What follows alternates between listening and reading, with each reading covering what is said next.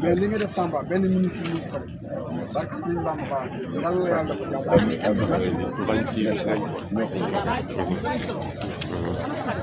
Monsieur le ministre.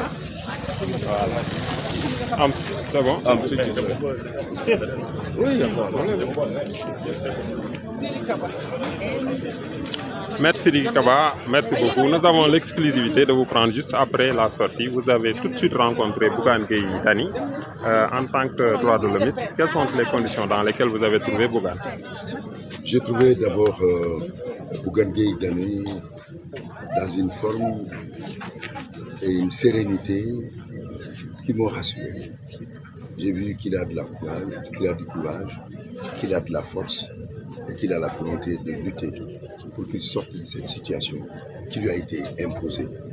Et je suis sûr que demain, il se présentera à son procès combatif, décidé à rétablir la vérité et montrer qu'il a été arbitrairement arrêté.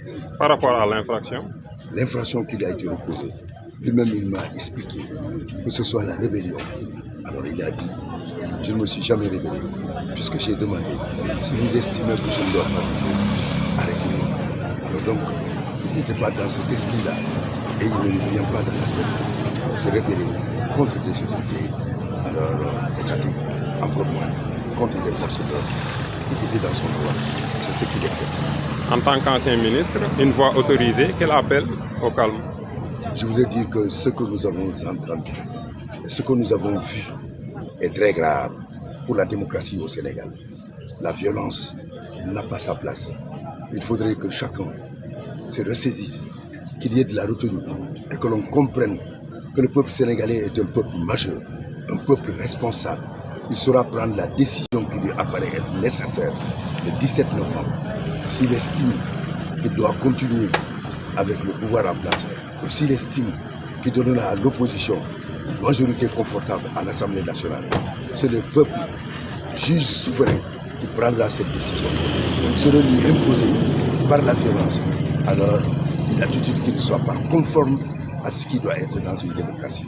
J'en appelle donc à tous les responsables politiques, mais j'en appelle aussi au pouvoir en place de veiller particulièrement à la sécurité de tous les leaders, où qu'ils soient, à travers le Sénégal, qu'ils puissent circuler en ayant la certitude qu'ils ont la sécurité, qu'ils ne seront pas agressés et que, alors, ils ne seront pas aussi dans une situation qui les mettrait en danger.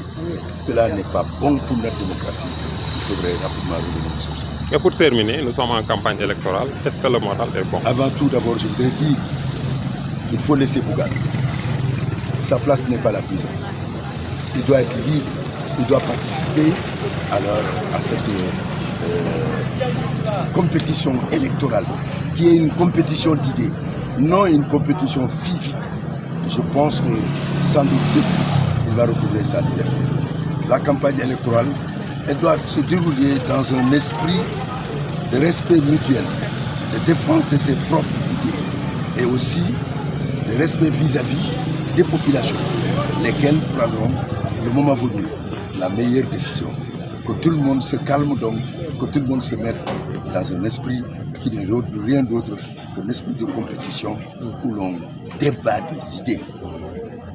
Et c'est l'argument qui aura convaincu les Sénégal.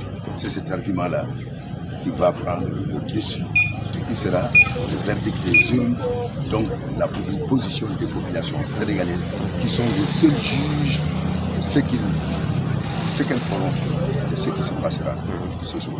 jërëjëf am nañu exclusivité am chance ci jàkkaarloo ak yow nga jóge léegi ci Bougane Gueye Dany noo ko fekkee. ni ma ko fekkee dama gis ki nga xam ne dafa am combativité te mën naa wax am na gëm ni yàlla lu ko dal xam ne prison jombul kenn loolu gis naa ko ci moom.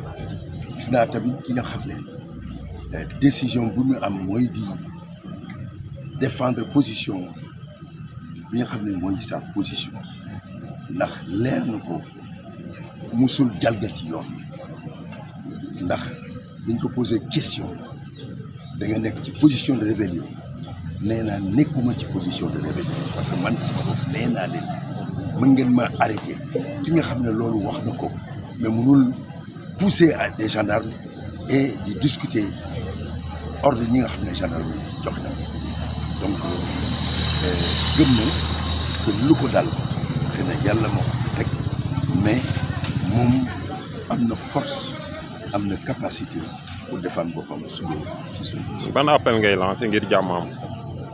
Sénégal ñu jàmm yàgg nañ def élection léeg-léeg ay difficulté dina ci am mais li ñu gis Dakar keroog dem taal siège benn coalition loolu maa ngi koy ñawlu di ko condamner fermement sénégalais yi opposition comme pouvoir bi dañu bàyyi seen xel peuple sénégalais peuple bu mature peuple responsable la ku ñu war a voter dañ la voter yàgg nañu xam lan mooy carte xam nañu ak seen carte mën nañu fal mën nañu fol te dinañ ko def régulièrement yàgg nañ ko def ak fulla ak fayda ñi nga xam ne daal ñu prôné violence nañu xam ne tamit ku woote ci masibo lay jóg te masibo mën na ko moytu Sénégal soxlawu ko suñu démocratie à travers le monde dañ ko ràññee et maa ngi wax autorités yi tamit seen responsabilité la ñu assurer la sécurité kaaraange candidat yi fu ñu mënti dem à travers le Sénégal war leen laal ñoom ñoo am pouvoir boobu nañ ko assurer dans les meilleures conditions l'opposition comme le pouvoir nañ bàyyi seen xel il ne sert à rien inciter population yi nañu dal ci kaw diw mu def li ñaawteef boobu bu ko condamné. léegi campagne bi moo ci des noo ko jàngatee ak fu ngeen ci toll. comme ni ma ko wax rek campagne bi dafa war a ci jaar ci yoon.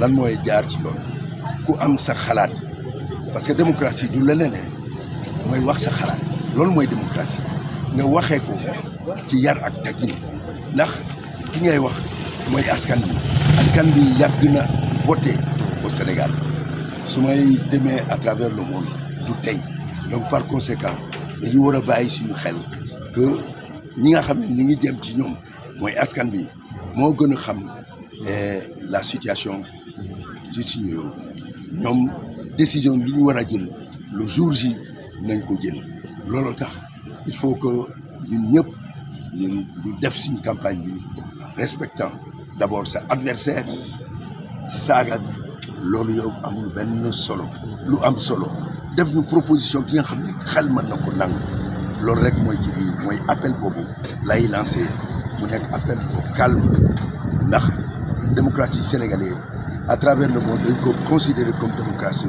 bi nga xam ne dañ koy ràññee exemple la modèle la war nañu ko yàq parce que loolu ce n'est pas bon. ñu ngi lay gërëm la sax. Voilà, merci. jërëjëf Pathé merci infiniment. jërëjëf. Ça va bien.